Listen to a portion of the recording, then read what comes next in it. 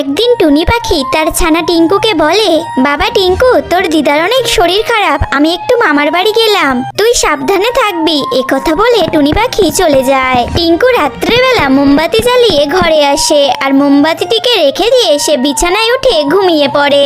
হঠাৎই সেই মোমবাতি থেকে তার ঘরেতে আগুন ধরে যায়। এরপর তার ঘুম ভাঙতে দেখে যে সারা ঘরে আগুন লেগে গেছে। তাই সে জানালা থেকে বের হওয়ার চেষ্টা করে, কিন্তু সে বের হতে পারে না আর তার গায়ে আগুন লেগে সে ওখানেই মারা যায়।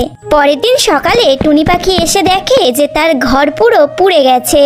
তাই সে কান্নাকাটি করতে করতে বলে, হায় রে ভগবান, আমার একই সর্বনাশ হলো, আমার ঘরও পুড়ে গেল আর আমার বাচ্চাও চলে গেল, আমি এখন কাকে নিয়ে থাকবো? তখনই মরা টিঙ্কুর আত্মা বাইরে বেরিয়ে আসে আর বলে, মা মা, তুমি কান্না করো না, আমি তোমার কাছে আবার ফিরে আসবো যদি আমাদের ভিডিওতে সবাই লাইক করে চ্যানেলটাতে সাবস্ক্রাইব করে দেয়।